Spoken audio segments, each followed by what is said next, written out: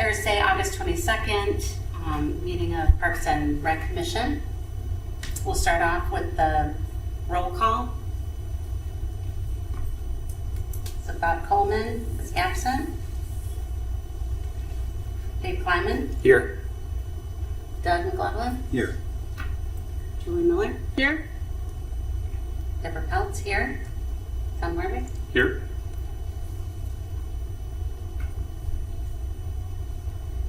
We'll go to the approval of the minutes from our last meeting, I believe dated June 27th, that was sent out.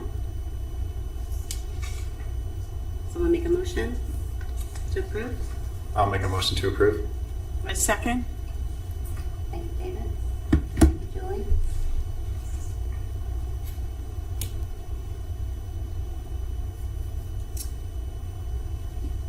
Do we need to vote on that with the minutes? I apologize. No. Okay, thank you. Okay. None of presentations, but we do have audience participation.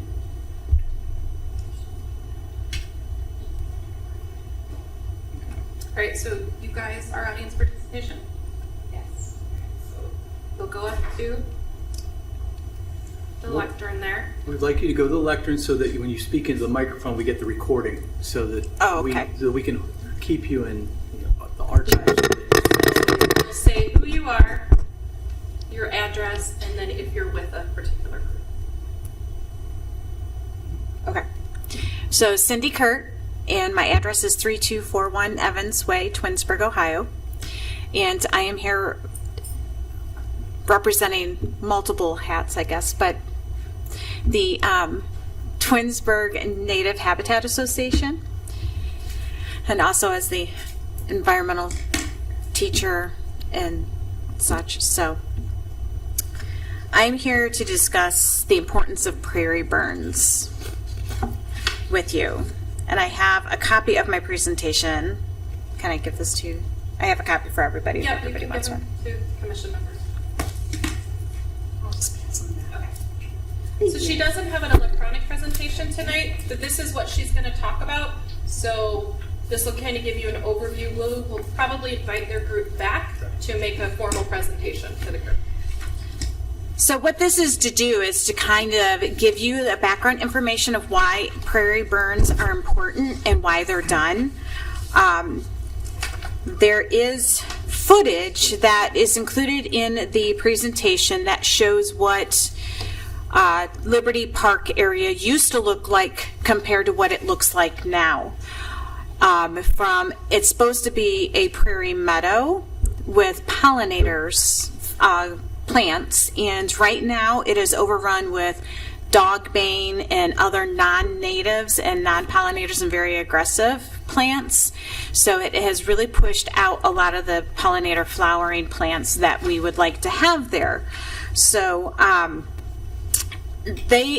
prairie burning has gone back way in history of why they do this, and the key part is it does really control the natives for competing with the non-natives. So the non-natives cannot withstand the fire. So what they do is they burn down, and this is almost a needed thing for the seed bank of the natives to come back. So they'll come back and flourish after a prairie burn is there. Mowing will control shrubs and tree and woody things, and that's what's done right now. And that's a whole nother story of when the mowing happens, and the mowing is expensive. And if we would do the burning, it's, taking away the mowing aspect of controlling it. We could graze too. We could just put some cattle or goats out there. That would work too, but I don't think that's, going to be fun for the locals. So the mowing cuts it down, but also the plants that are cut down are cut into pieces when you mow. And you want to alternate the burning because there are pollinators that house in the stems of these plants. And depending on when you mow, like right now, Liberty Park is being mowed so early that it's destroying and not allowing like the milkweed to go to seed. It's not allowing for the pollinators to winter over time. It's killing them. So the burning is done typically like between April 10th and May 10th. So it allows things to go over the winter and do the natural process of providing a habitat for our natives. So that's one of the things that we're really looking to bring back is the natives, because we've seen a loss of, we've not seen monarchs over at Liberty Park. We have lost bird species that pass through Liberty Park, even migrating because of the lack of food sources and homes, that they can use over there. I have a question. You refer to Liberty Park, right, and you have a picture of the stone house. Mm-hmm. Are you just talking about this green area here? Because Liberty Park's consolidated to about 3,000 acres and it goes into Aurora. So, I mean, we're talking just the prairie portion, Okay. Meadow Park over there by the ball field, like that whole span. So talking with Summit County Metro Parks, because they're going to be doing burning. And so that's what kind of got us to looking into doing something like this, because I have brought it to Summit County Metro Parks attention last year about their timing of the mowing, and when this is all happening and how devastating it is to the native plants and the pollinators and stuff like that. So I've been in contact with them about that area over there already. I have been participated in burns before because my master's is, I specialize in environmental science through Toledo University and went through all the training and all that stuff with the classes and did all of that kind of stuff. And so I'm familiar with, the burning and the purpose and the benefits of this. So we just wanted to share with you guys the benefits and how this can really, be an advantageous thing to look into to, do an alternative to mowing. What's the cost difference? You said it was less expensive than mowing. What's the difference? So, as I said that, well, because when you do the prairies, you mow once. So, prairies, you only mow once a year. So, depends on your resources, and that's what we need to look into, of who would be doing the burning and things like that. So we would have to find out more information and the size of the area and how much you would actually burn at one time, because you can alternate burn and mow in certain areas. But like taking a yard that's mowed frequently, and turning that into a prairie really saves on wear and tear and on the mowing portion, more so than this area that's done once a year. So offering a little bit of background too on this, Sue Davis and Cindy have brought it to my attention. The Metro Parks has reached out to me. I've started the process of looking at it. There's a lot of nuances of the area that they're looking at, because we have to decide, is it all city land? Is it Metro Parks land? There's an extremely high cost involved with the burn if it is city property. We aren't guaranteed to be part of the Summit Metro Parks burn program. We have to apply for that. We have to get accepted into it, and then they will tell us the cost. We have looked, if we don't get accepted into their program, they will then refer us to someone else, such as Davy Tree or another environmental company, to initiate if that's what we want to do. So they brought it to my attention and put it on my radar, and so now I just have to work through the steps to see what that looks like in that area. So that was my question, like what the ask is, because I can see definitely the value, the why, but is there timing constraints? Does it have to be fall? Is spring the best time? Like, is there anything around that would dictate? It depends on weather conditions. So Metro Parks is planning theirs in the spring right now. Spring, okay. And the chances of us getting onto that spring burn is very limited at this point. But again, we're going to continue to work through it. because there's a lot of other factors that we have to consider if this is city land that is, that belongs to the community. And so we have to really walk through this very carefully and make sure that we're covered on all of our comprehensive plans, master plans, and things like that, because, I'm not trying to throw a wrench into anybody's thing, but we are also in need, very much so, for additional athletic fields. Our programs are growing exponentially, and we have to look at some of that. But we don't want to destroy the green space that we have in doing that. So it's going to take us a bit, but we're certainly willing to look at that. In addition, this may not fall under Parks and Rec. This may fall under the Environmental Commission. So there's still so many things, but we wanted them to be able to come. They are a new group in the city that's working with tandem with the garden club and then some new people. So that's a good thing, because now we have more resources available to us as the Parks and Rec Commission. But there's going to be a lot of steps that we have to go through in order to even get to a consideration point. Is there a possible partnership with the pollinator gardens that we're trying to initiate? Two separate types of things, simply because pollinator gardens we can put quite literally anywhere. Yeah, but I mean, is this group willing to Yes, help in partnership with that? they are. Okay. And so when we say pollinator gardens, I just want to clarify, and I know that Deb and I have talked about this. I have put in a pollinator garden, and I'm going to be putting in a pollinator meadow, and they're completely different. When you put in a pollinator garden, that requires maintenance and weeding and care, where a meadow is kind of like a self-sustaining area of pollinator forbs, flowers and stuff like that for the pollinators. Out front of the school is my garden that is full of weeds again, and I have, spent many, many hours this summer taking care of it.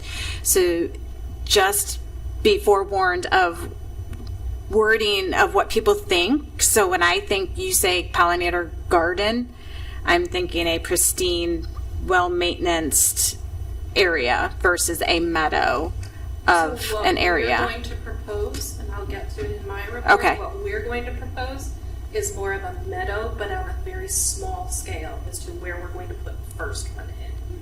They're, Gardens, again, a lot of maintenance. Yeah. and Yeah. We have to commit to that, so. yeah. So they're called pocket pollinator gardens. That's my future retirement job. I'm just going to put pocket pollinator gardens in for people.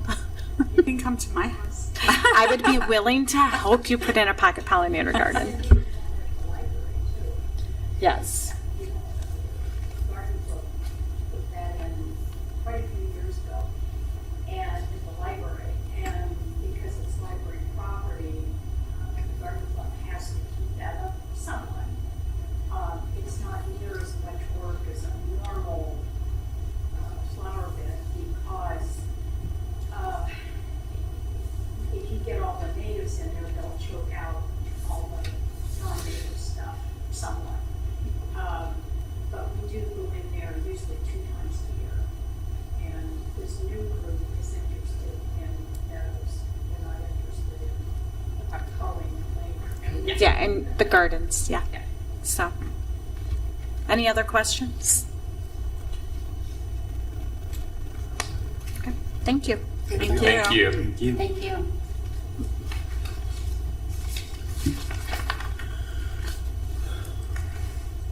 Okay. So I'll move on to reports.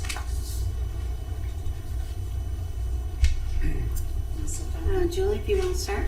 Yeah, just wanted to thank Jennifer at Parks and Rec and the people of the city for helping put back up the windscreens that got blown down in our recent storm. You guys were so fast in getting things done, and pickleball community really appreciates that. And also wanted to say that I was at the 2 Rock the Park celebrations, and they were so beautifully run, and people seemed to have such a good time. I thought they were just wonderful. So thank you for that. great. Julie, thank you. Dave? Nothing to report, I'll wait for new business. Okay. So I did want to report this Saturday I'll be attending a resource day within Ward 1. Yes. So led by Chuck Nachi. It's meant to be an open house. I'll be representing the Parks and Rec Commission as well as the Friends of Twinsburg Parks, just speaking to the Ward 1 members. A lot of fun and games and everything. It should be a nice day. 11 to 1 this Saturday. It's going to be at the back of Glen Chamberlain Park, so the back Thank- entrance, not the front The entrance. Moraine Yeah, entrance. thank you. Moraine, yeah. Okay, yes. I saved one. Oh, I'm sorry. Yeah, so thank you. That's all I had. Tom? I had two things. So one, we were at a soccer game at Glen Meadow, and actually a nurse that's on my son's team brought up the idea that have we looked into having AEDs at our parks? There are AEDs at each park right now. Okay. They are housed, the organizations have access to them. Right Okay. now, the one at Glen Meadow needs to be relocated because originally it was put at just East Idlewood Field, but there is one now at Glen Meadow in the Okay. garage. All organizations have access to that one. Liberty has one, East Idlewood has one. Glen Chamberlains are not up right now because we're not inhabiting that park. They all have AEDs and the organizations have access to them. Would we look at putting them out when organizations are not? Like, I think of pickleball courts, like, it So would be, they don't suggest that you put them out for public use. Simply because one, you can't guarantee who is trained on them. Two, vandalism and theft. that was my biggest concern with that. Just, I have been trained and certified on them, and like they do walk you through everything. It is very well documented. It will not shock, and if it's not if it's not set up correctly. So, I The mean, ones we have, our voice, they tell you what to do. yeah, Their audio, and it their checks. Audio. Yeah, it will check to see how grounded the person would be, and if it's ready to shock, not shock, heartbeat, not heartbeat. So. Just something that was, I thought, a good idea because, like, when we're at soccer games, no one's opening that up, or if the person with the key is not there. So all of There's- the organizations have been instructed to let their coaches know, where it is Okay. located. They've also been made a suggestion that they have AEDs with each coach. Much like our athletic teams Yeah, at the high school have. no, that's fair. They all have one there with them. Okay. I'm a head coach for TBL that is not. So, okay. Just something to follow up on, because I do think, right, that could be a big opportunity if someone happens to have an incident. And then the other thing, and Jen, my wife did get to go to the park, the new park, by the amphitheater. I think, once again, kids had fun.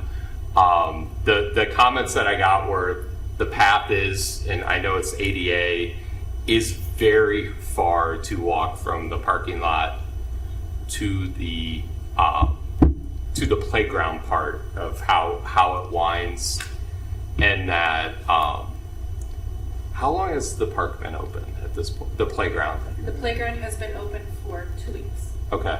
The park is not complete. Yeah, sure. The ADA path is put where it is in order to be ADA compliant. Mm-hmm. We are still evaluating how the feeder paths go into it, Okay. because we do know that there are some people that don't want to walk around. Yes. But we're not there yet. We Got want to it. get the park open and get it functioning, Okay. and we will, in the off season, be looking at those additions. Sounds good. So where the bathroom is now, and if you haven't been up there, there is a concrete pad in front of the bathroom. That one's going to stay there, but we are looking at extending the asphalt behind that building so that that's asphalt up to that playground. Also, we're looking at a couple of feeder paths off of the existing blinding. But Okay, again, our goal is to keep green space, sure. to keep it open, and to keep it as ADA accessible as we possibly can. Okay. And then the other, the slides seem to be showing where fairly quickly on that playground as well. The brand new slide, Yes. 2 weeks? She said there were scuffs and marks on it already, so I yeah. will have them look at it. Yep. Tell her thank you. Yes, absolutely. I have no reports this time. Thanks, Deb. Okay, so unfinished business.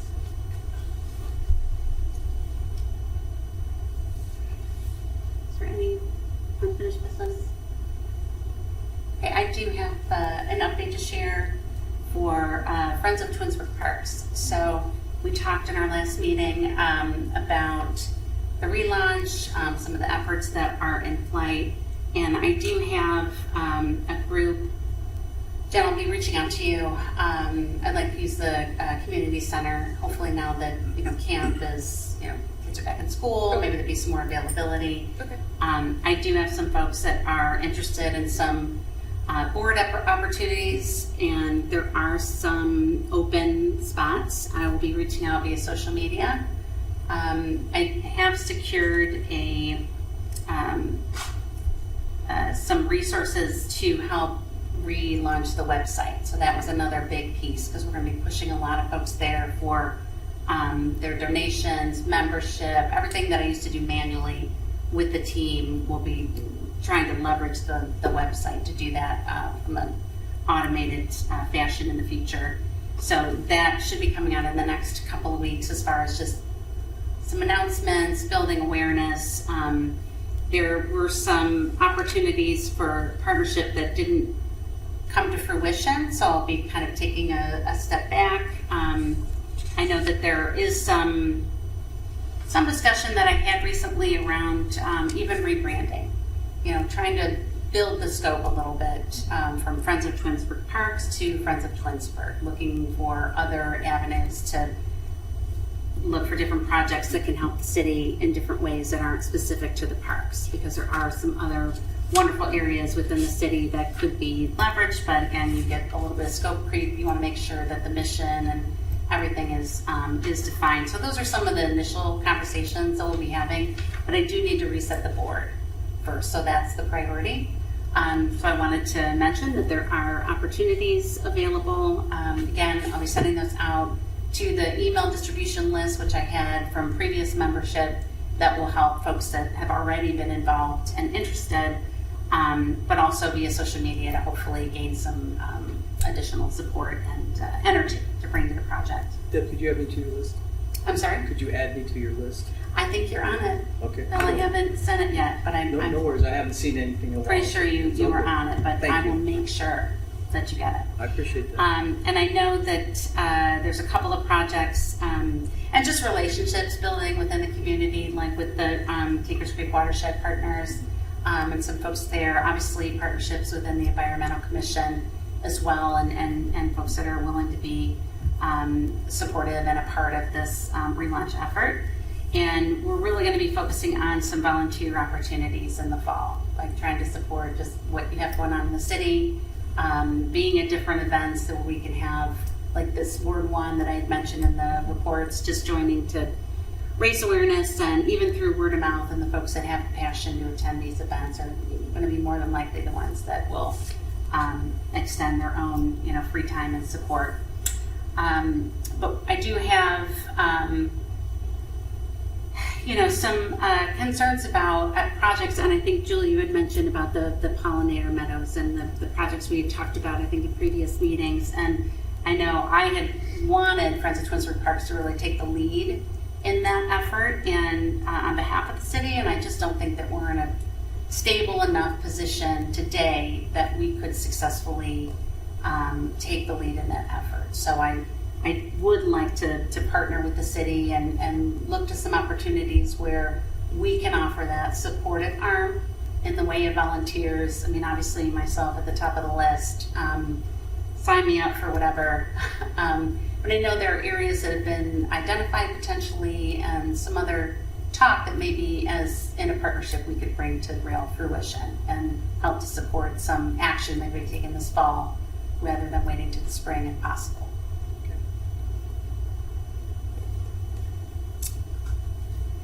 So thank you. Okay, so new business. Okay, Dave, I think you had something? Yeah, I got a few things. I'm hoping that we can relaunch some of the efforts we had a long time ago on expanding bike signage and lanes and paths. And I know that a bunch of years ago we talked about putting signage in on either end of Post Road, telling people that they can walk down Post Road if they wanted to get to Liberty Park, and then vice versa on the Liberty Park side, giving them an arrow saying that if you wanted to go hike, it's about a mile or so to get to the Old Hickory Trail. And with that area that's right across from the water tower, there's still no signage up there, and we've been talking about that for a long time, especially ever since the house. They just took the cement barriers out. We're working Great. on developing that area. We're Awesome. We're going to do a trailhead there. There's What's the stuff. time frame for that? I don't have that. I will get it for you. The for service next department's meeting. already doing some Yeah, things. service That's department's awesome. working on it, engineering's working on it. We're all working on it, so. That's awesome. Great. That's fantastic. And I also wanted to give kudos to Jennifer and the mayor. I had a chance to sit down with them on behalf of the high school kids who put in the mountain bike trail, and they were extremely supportive in their efforts, and they want to go ahead and expand and work with the kids, and it's a wonderful thing. So I just wanted to give Jennifer and the mayor kudos for that. Thanks, Dave. Thank you. Tom, new business? Doug? No. So over to the miscellaneous portion. Jen, do you have your update? Share? Sure. So I will just offer a quick update. After talking to Deb about Friends of Twinsburg Parks, we're just going to take a little bit of a detour. Our department's going to head up pollinators in the city, whether those are gardens or meadows. We're going to go ahead and take that on. I have already been in contact with our city gardener and our service department, and we are starting those plans. As of right now, we will be putting one in the community garden area along the back fence towards the trails. That will be there, and we will be adding a sunflower garden on the top of the community gardens outside of the fencing so that anybody can see it, anybody can stop by and cut those sunflowers. Those will both be going in this fall in order to be up and running. So I will, as we get those up and going, we will tap into the resources with Friends of Twinsburg Parks, with Commission, and then with this new native habitat group. So those are two things that are already underway, and we're making plans for those. So, dumb questions. I'm allowed. You're going to plant sunflowers so that people can cut them or take them? Yes. Okay. Are there any rules on how many you can take? We're going to establish all of that. Right now, the gardener just wants to be able to have those sunflowers and be able to pollinate the top of the community gardens and pollinate the back of the community gardens to create that barrier, because we're hoping to retrain some of our community gardeners about how those gardens should be going in. There's a lot of overgrown going in. I don't know if I've shared with you, but at the end of 2025, we will be closing off the 3-year garden plots. Those gardeners will not lose their plots, but they will have to remove everything that they want to save, and we will be realigning and resetting all of those gardens, because as of right now, those plots have now become 3 and 4 times their size, and we can't mow, we can't get in there, and so we're going to reset everything. So we just want to do some educational pieces too. And then with that, we're going to be identifying some additional areas where we can put in some pocket gardens, but then also expanding on those to be the meadows that we don't have to maintain. So hoping, again, we will tap into the resources we have and be able to utilize and make some agreements with some groups, such as this new habitat group, to Absolutely. overtake those. So that's where we're at right now, and it's nothing against Friends of Twinsburg Parks. They're just resetting, and you guys are getting started. We want to make sure something goes in this year. I just want to comment on the community gardens. I'm sure aware the garden club put in 2 native gardens last year, I think it was, and they're extremely hard to maintain because the seed bank is, with every plow every year, there's a million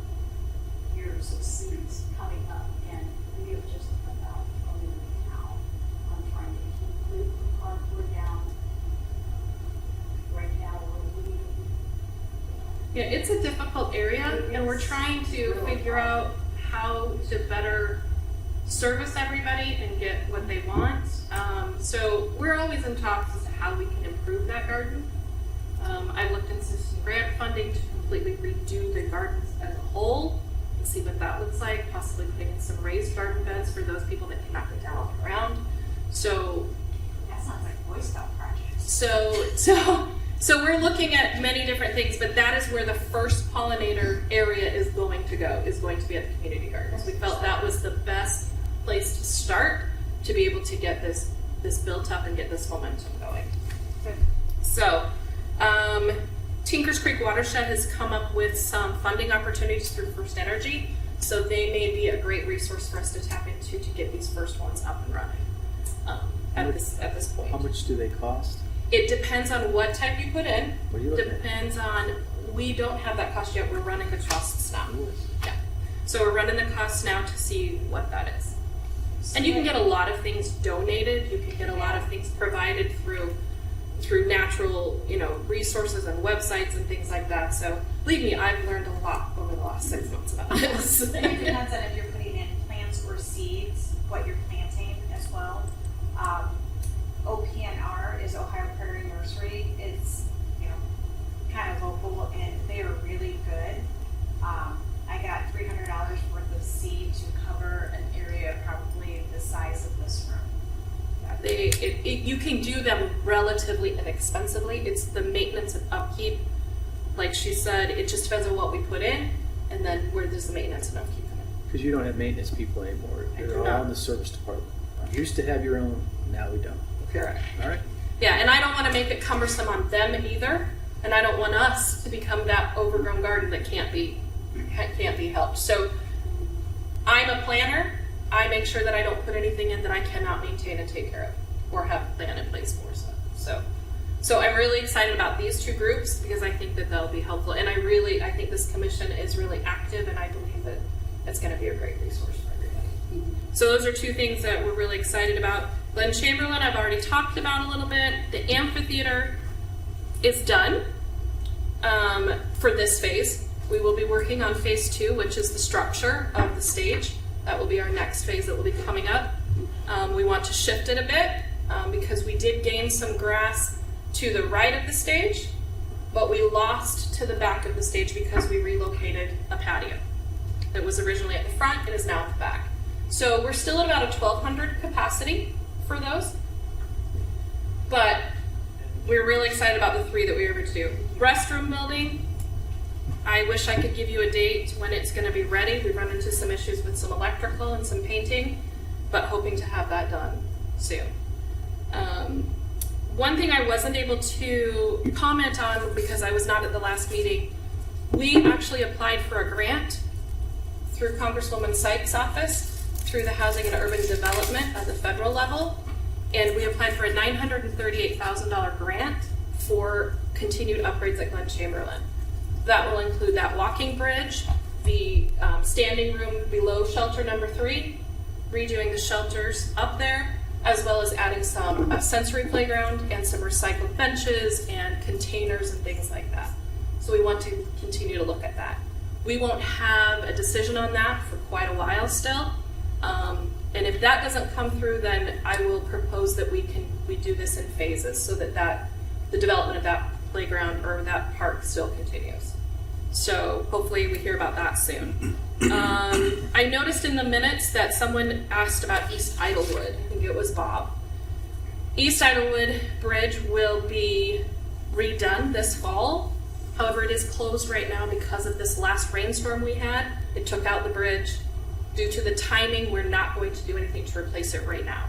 So East Idlewood Bridge is closed. The park is not. It is still open until Labor Day. After Labor Day, we are going to close that park in order to prep for the mobilization of the new bridge and the project, as well as that playground is being demolished and a new playground is being installed. So it'll be demolished in the fall, and the new playground will come in at first of the spring. So we'll be without a playground in that area. So can kayaks be launched from that area right now or not? No. That go underneath it? Okay. No, they've moved the traffic to even go to that shelter around to the baseball field. Okay. Yeah. So I think it's a little difficult to do that. You might be able to. That would be a personal preference, because basically what it is it's the first about 5 feet of that bridge is gone. So it would be personal preference. Okay. I just want to be careful. And I can still access it to collect my macro invertebrates. Okay. You do that. I mean, the things, my priorities. You could access the creek from where we're going to have the Ward 1 meeting on Saturday. If you come down the creek, there's another access point right by the pavilion at the back of Glen Willow Park. So where they do the river run? Yeah, so if you didn't use that bridge, you could go the other side because there's no bridge there. Yeah. There's creek. Or do you have to go to a special part of the creek? Well, there's certain conditions that I can find more than others. I can't find any macros in the creek. You sound like the lady that ought to take over the salamander crossing things, because we haven't done that in a long time. And I'll tell you what, my kid's 27, but when he was 6, that was a big deal. I have a plan. Okay. She's going to take over the world. I have all the time in the world. Julie, in the last minutes, you asked about tagging in posts on social media when we post something.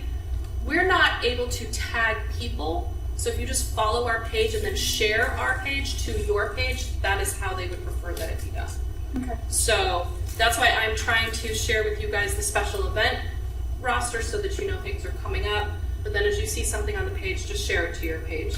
We will, you can share it to Roundtable, wherever you want. But once it's on our page, it's public record, and that can be contained from there. Upcoming events. September 19th is the Fun, Health, and Wellness Day at the Fitness Center. It's from 2 to 7. She will have sports, games, food trucks, and a bouncy house. It's free, so feel free to go there. And then October 18th and 19th, we're going to start our Spooktacular weekend. We have a new event this year where we have a teen Halloween party coming up on Friday. It has an indoor putt-putt course. We'll have a DJ, and we'll have some contests and things like that. And then the next day is our Fall Fest.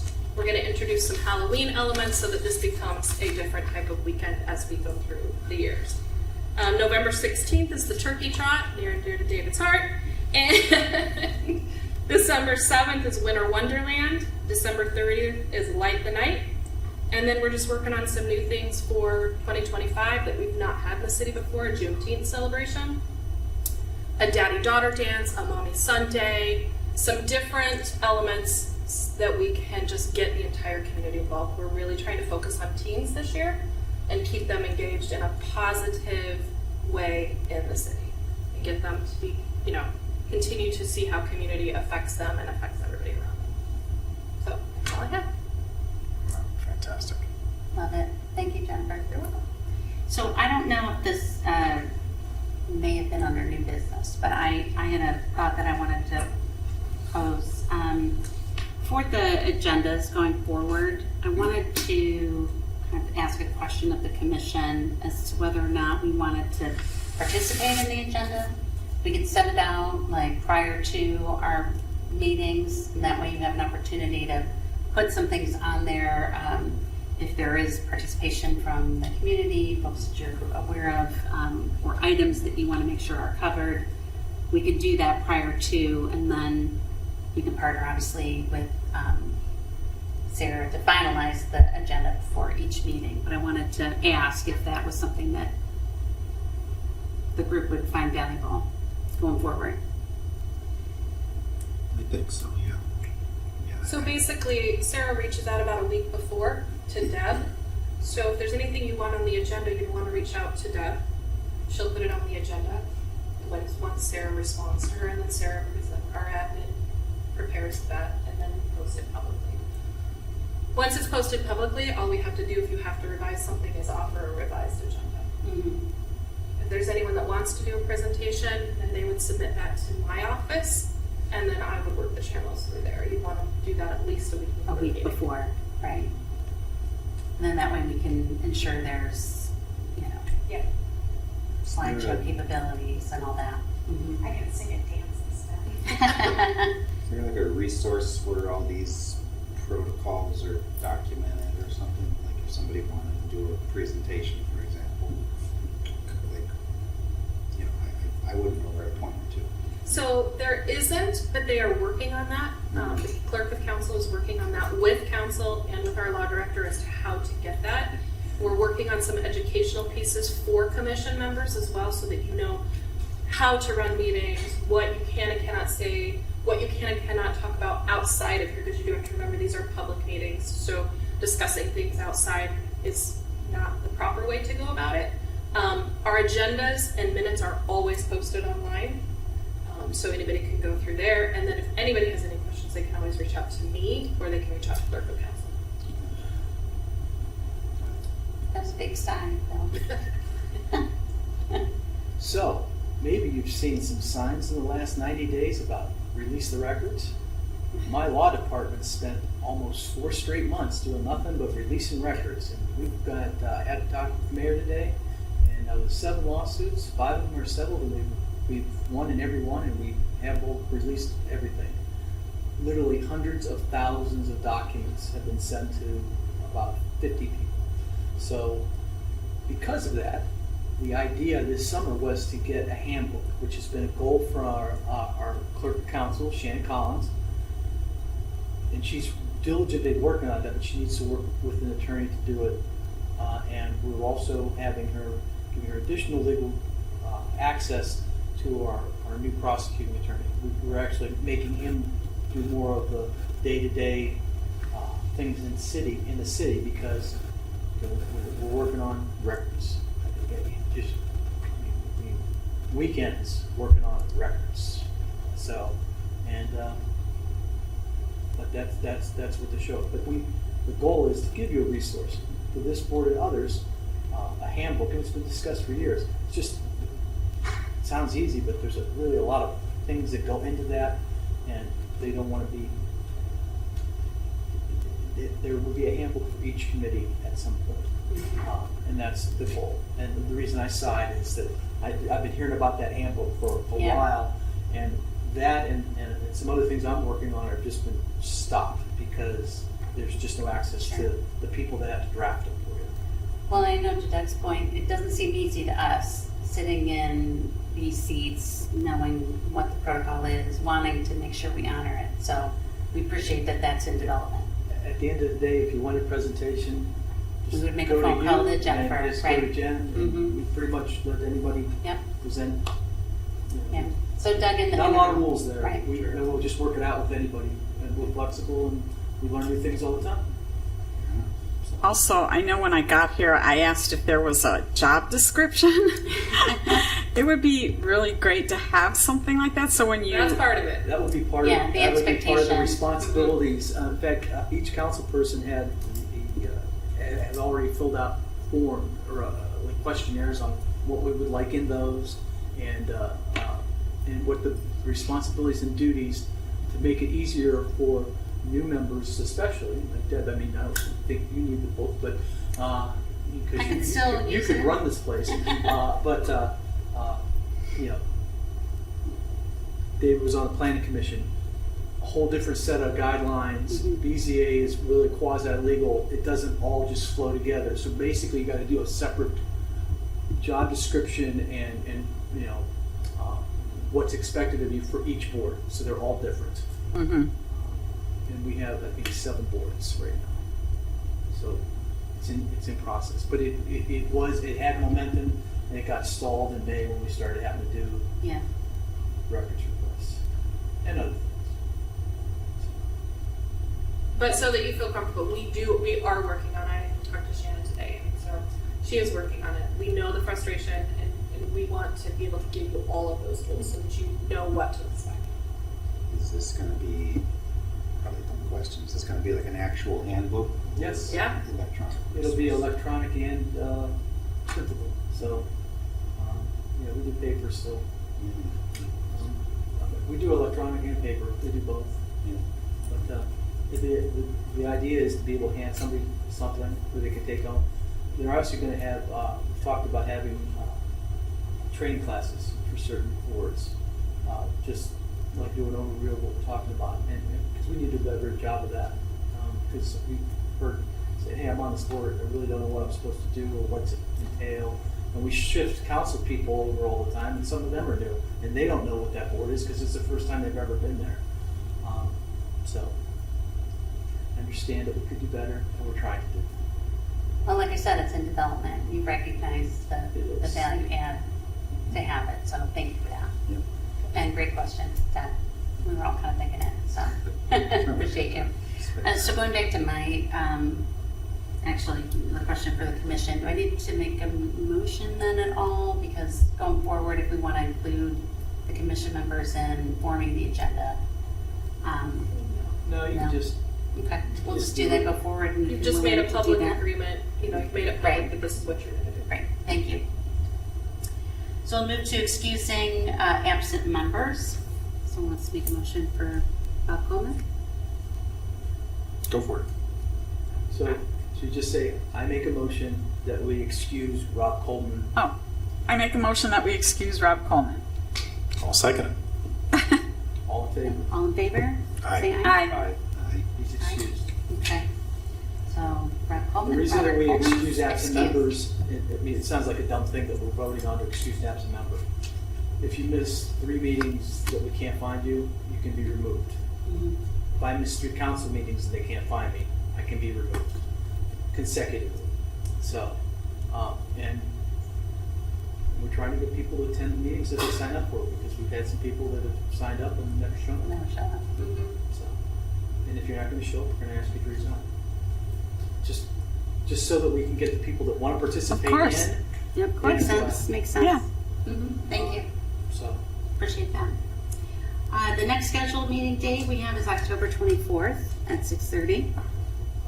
So everyone mark their calendars accordingly.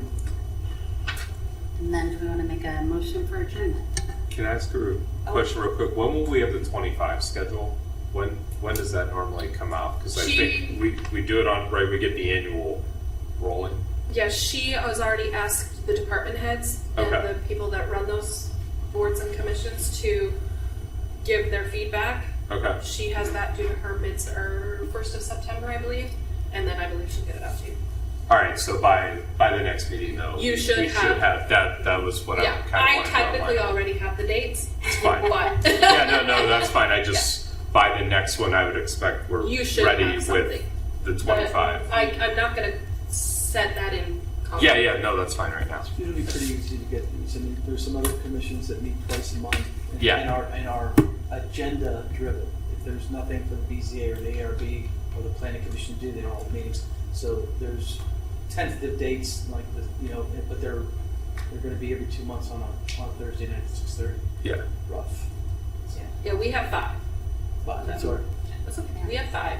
So about the times that you're looking at right now, about things. So. Yeah, I see. around there. That's a great question though. Yep. Thank you Yep. for that. Okay, do we have a question? Want to make a motion for adjournment? Sure. Motion to adjourn. Okay. I second. Wait a second. Okay. Thank you. So we are adjourned at 7:21. Thank you. That's what.